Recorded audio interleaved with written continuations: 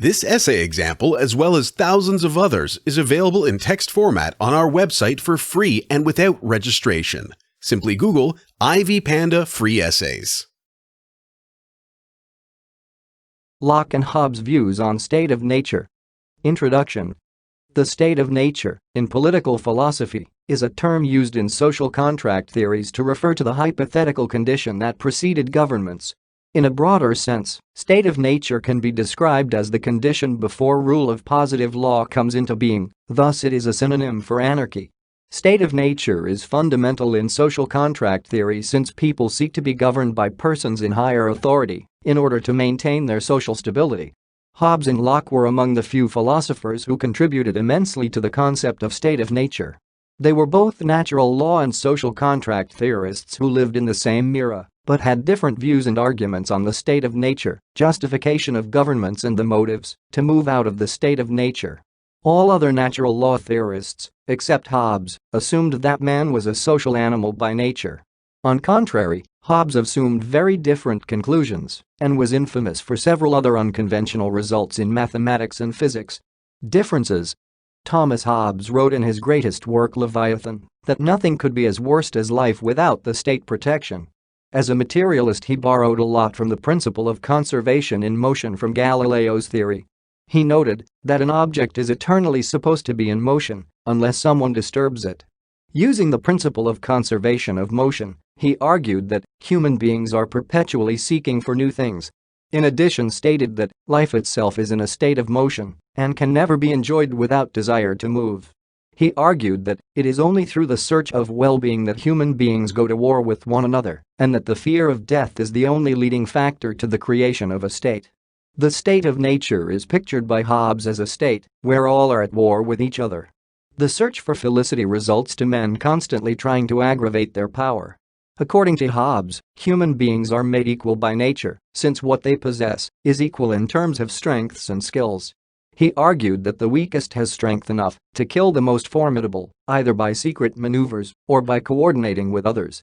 Hobbes cited that in a state of nature 3 reasons motivate human beings to attack each other, which included the desire for safety, glory, reputation, or for selfish gains. According to Hobbes' theory, in a state of nature there is no room for the unjust, hence there is no space for immorality, something that he referred to as the national right of liberty. Individuals with collective rationality are contrasted by Hobbes. When explaining the peculiarity of prisoners' dilemma, Hobbes argued that it is difficult to achieve cooperation when individuals with collective rationality diverge. He believed that an individual's rational behavior leads to attack of other people. According to him, it is our duty to obey the laws of nature just as other people around us are obedient to it.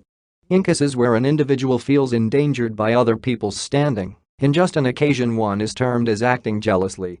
According to Hobbes' theory, the level of collective suspicion and fear is very high, such that we are excused for not obeying the law and that we only act in a morally upright way when others act the same way.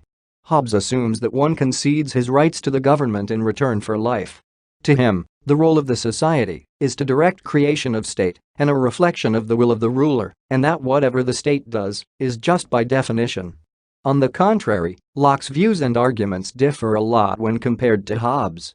John Locke believed he could live in a state of nature and in a life without a state government. According to Locke, the state of nature is a state of perfect freedom and a state of equality that is only bound by the law of nature. In his theory, Locke adds a moral and technological aspect, where he states that due to the fact that we are all creatures of God, we should not harm others except for purposes of self-defense. All people have a duty to protect and help others without harming themselves. On matters of liberty, we have the freedom to do what is morally upright. Here Locke's view clearly contrasts Hobbes, who cited that everyone has a right over everything in a state of nature, even the right over other people's bodies. Locke advocated for equality among human beings and stated that everyone has the power to enforce the law of nature within a state of nature. According to Locke, harming somebody is only allowed in self-defense, and those who break the laws of nature should face punishment as a natural right. He argued that each offense should be severely punished according to its magnitude so as to act as an ill bargain for the offenders and to make them repent, thus terrifying others who may be wanting to commit the same transgressions. According to Locke, the most important right to be secured in a state nature is private property. He claims that God created us to own property and live in satisfaction, but not to end up starving. Locke cited that there is a natural reason to own property in the sense that if man was to ask permission from another man to use the earth, then it would amount to starvation. Locke's picture of the state of nature is very optimistic. He argues that nature is not ruled by morality, and individuals act for their best, but not for the best of the community as whole.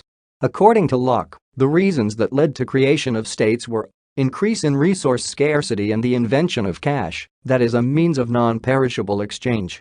People could exchange land produce for money, avoiding loss, creating wealth and imbalances that Hobbes termed as a state of war. According to him, the role of the society was to ensure justice was done. Similarities. There are similarities between Hobbes and Locke's views on state of nature. Both are political philosophers and their writings have influenced to a great extent development of modern political thought. Both refer to the state of nature in which man lives without a government, and both point out risks in the state. Both Hobbes and Locke talk about the dangers of the state of nature. Man is referred by both of them as being equal to the state. Locke describes nature as a state of perfect equality, where superiority over one another is not exercised, but despite the equality both warn of dangers of state of nature. For instance, Hobbes says that if two men cannot enjoy the same thing, they turn out to be enemies, something that ends in a state of war. Locke points out risks in cases where the law of nature is lacking and everyone executes duties. This may result to what Hobbes refers to as a state of war. Both Locke and Hobbes somehow seem to agree on the law of nature. They seem to agree the concept of law to imply a law enforcer, otherwise the law would be an empty concept. Conclusion. I tend to agree with Locke's point of view in his argument that in a state of nature there are moral codes which guide and inspire human beings. My reluctance to support Hobbes' argument is supported by the fact that people may choose follow individual reasoning instead of a collective reason.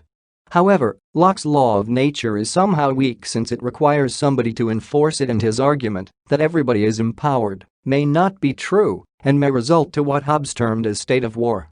This essay on Locke and Hobbes' views on state of nature was written and submitted by your fellow student. You are free to use it for research and reference purposes in order to write your own paper. However, you must cite it accordingly.